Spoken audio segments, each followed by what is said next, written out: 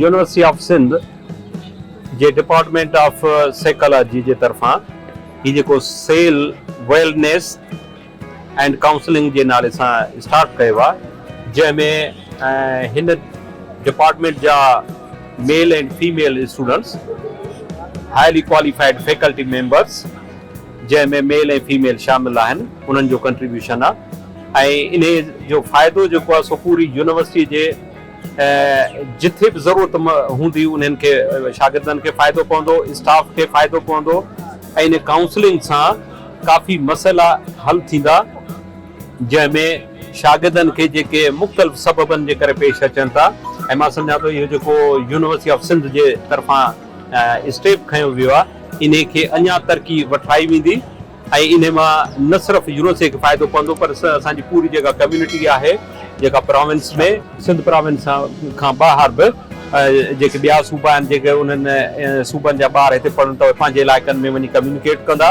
ऐं असांजो हीउ जेको बि शागिर्द आहे सॼी सिंध मां हिते आयल आहे, उहे हिते पंहिंजे प्रोफेसरनि खे जेको ॿुधनि था ऐं जेके हुननि खे काउंसलिंग या जेका नॉलेज ॾियनि था, इहा उमेद आहे त पंहिंजे इलाइक़नि में, पंहिंजे ॻोठनि में जिथे जिथे ज़रूरत महसूस थींदी, जिथे जिथे काउंसलिंग जी ज़रूरत हूंदी त हू उते वञी उहो मैसेज पहुचाईंदा ऐं उन सां माण्हुनि खे फ़ाइदो थींदो ऐं कम्यूनिटी जी जेका सिहत ते सुठा असरात पवंदा। ऐं जेकॾहिं सुठी सिहत हूंदी, मेंटली रिलैक्स हूंदो माण्हू, त उहे कमकारियूं, पंहिंजो तइलीम, पंहिंजो हुनर, पंहिंजो मज़दूरी, पंहिंजी जॉब सुठे नमूने सां करे सघंदा।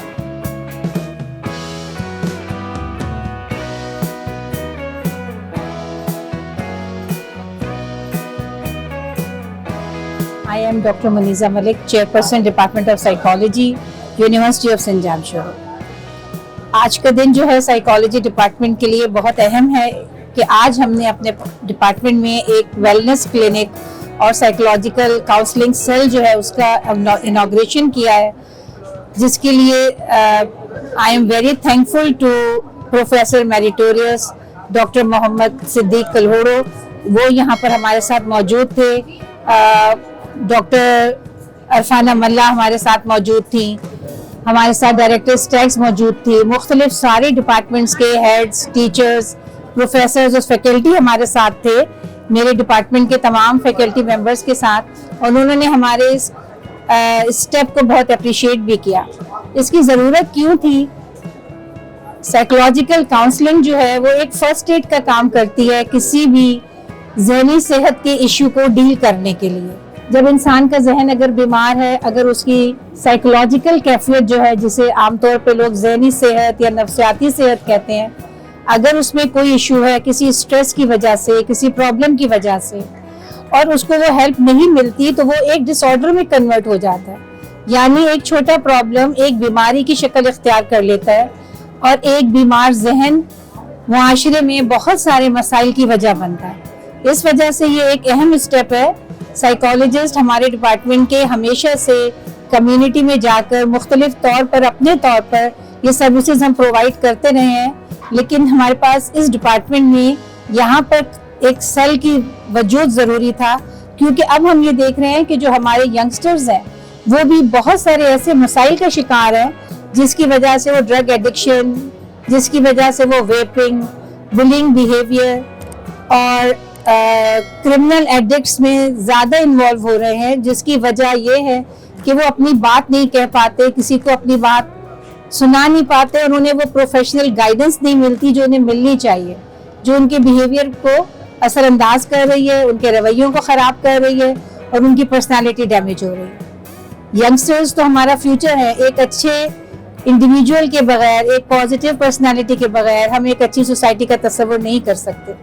तो इसलिए इस सेल की बेसिक वजह यही है शुरू करने की कि हम यहाँ पर मौजूद जो हमारे स्टूडेंट्स हैं उनको जहाँ हेल्प की ज़रूरत पड़े उनको पता हो कोई मौजूद है जो उनकी बात सुनेगा और उन्हें गाइड करेगा। I'm assistant professor, Department of Psychology, and my name is Lubna Ahmed Sunhu.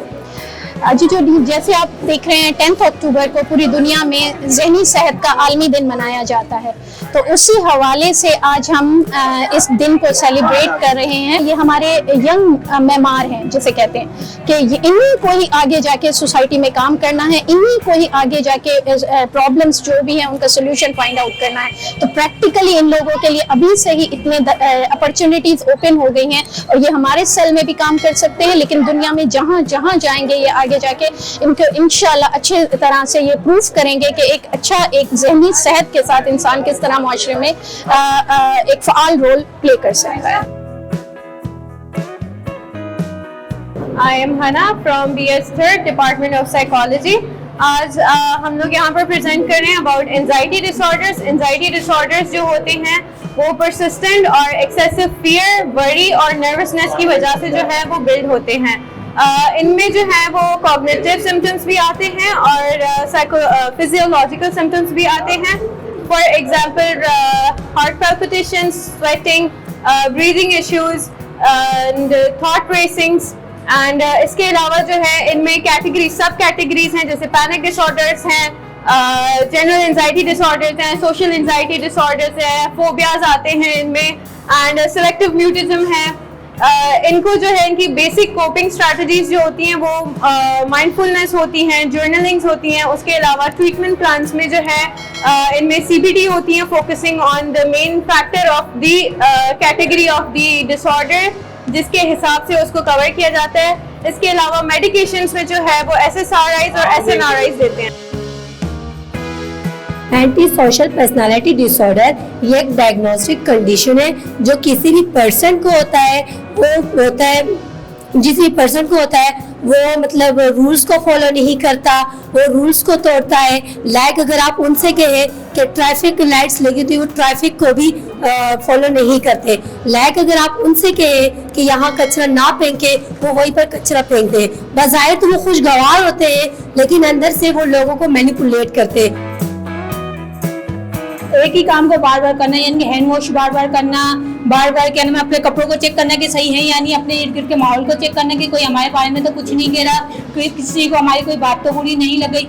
Means ये है कि ये एक ऑब्सेसिव बीमारी है जो इंसान के अंदर बार बार रिपीटेशन को की जाती है, एंड इसे मजीद कॉग्निटिव बिहेवियर मेडिकेशन के थ्रू हैंडल किया जा सकता है।